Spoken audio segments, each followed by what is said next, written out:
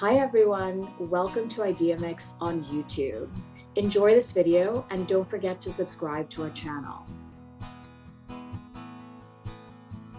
Hi everyone, I'm Anuja and I work at Ideamix, and today we're going to be talking about what happens after you have that initial idea to start a business. And our guest today is Sam Jayanti, who's the founder of Ideamix, a company that creates content for and about entrepreneurs. And of course, she's an entrepreneur herself. So I think she's a great person to talk to about, you have an idea. What do you do next? Hi, Sam. Thanks so much for being here. Thanks so much for interviewing me. Absolutely. Okay, let's start off with some icebreakers just so I and our audience can get to know you a little bit better. Where were you born? In Bonn, Germany. That's an interesting place. Wow. Are you feeling or analytical? Right in the middle. Interesting. Okay. Are you an extrovert or an introvert? Definitely an extrovert. And what's your favorite activity? Probably skiing. Yeah. And finally, what was your first job? My first job was in finance, doing corporate finance and private equity at JP Morgan. Amazing. All right. Now that we know you a little better, let's dive in. How would you define the word entrepreneur? So there, lots of people have definitions. I think many of which don't get to the central essence, in my view, of entrepreneurship. I think entrepreneurs are really people who take the risk to build a business around an idea. And that idea could be taking something that already exists and doing it differently. It could equally be an entirely de novo new thing that hasn't been done before, but they actually take the step to build, something, a prototype, a business, working towards that. Lots of people have ideas. I think entrepreneurs are defined by the act of doing. Okay, that's really striking that you say that lots of people have ideas, but entrepreneurs do something with them. How do you know if your idea is something that you can actually turn into a business? Yeah, it's a great question, and the reason we started Ideamix was to get to the heart of this, that so many people have amazing ideas, but then they get stuck and don't understand, how to implement them. I think, when you have an idea, the probably single most important thing is collapsing it down to its simplest form. And by that, I mean, what is the product you're going to be selling or delivering or service? Who is your target customer?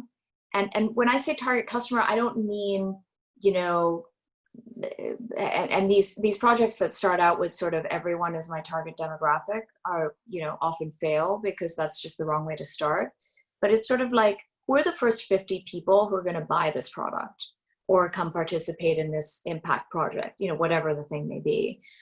So I think it's defining a super simplified version that doesn't require capital investment, that you can do on your own. It doesn't require, some kind of heavy technological application.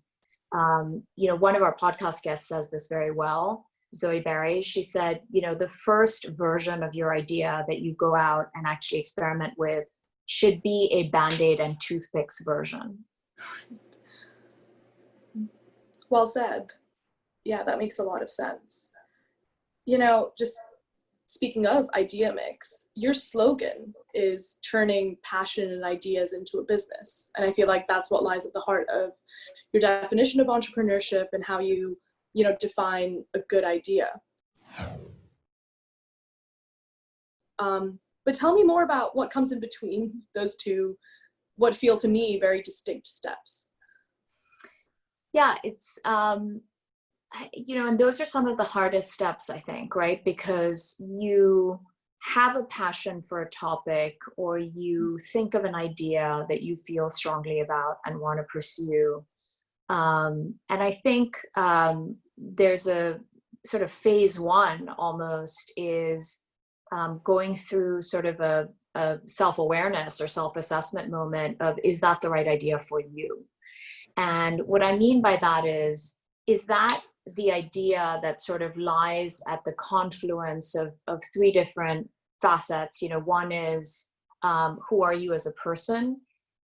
So what is your personality? Does it sort of lend itself to pursuing this idea? You know, two, what are your work values? Like, what do you look for and what fulfills you and drives you in any kind of work that you do? I think it really needs to be consistent with that. You know, if you decide to be a social media star and you hate making videos about yourself, then it's probably a bad idea, you know? And then the third is, what is the set of needs in the community around you, or in a group of people that you're actually trying to address and solve? And so, you know, going from I have an idea or I'm super passionate about something and now I actually want to turn it into a business, I think needs to lie at sort of the midpoint of that Venn diagram. That's really helpful, actually. Thank you. That really helped demystify sort of the steps between an idea and a business. But, you know, as you speak about trying to figure out what your personality is and how that will determine how you implement that idea and actually ultimately how well it's implemented, I wonder what happens in one of the steps that sort of come in the middle, which is picking partners and investors, right? So picking the people that you work with, and how do you go about that? It's a great question. You know, I think, so on picking investors, I would say when you're at the super early stage of your idea and really creating this simple prototype to go out and implement, I think you shouldn't even be thinking about investors, you know, because you should really create that version that you create should be self-funded, you know, and you really do every aspect of what's involved in launching that, because it's the only way to develop an understanding of what this venture involves. I think the partner question is sort of a harder one in the sense that many people, you know, feel diffident and feel lonely, you know, with at the thought of sort of going off and doing something on their own. I mean, I certainly went through that when we founded Ideamix. And so it's very easy to find security and comfort in doing it, you know, with a co-founder or partner or friend. You know, looking back, I think the reason that most successful work partnerships arise out of work relationships is very clear, because there's a sort of nature of and cadence to a professional interaction that's very distinct from a friendship.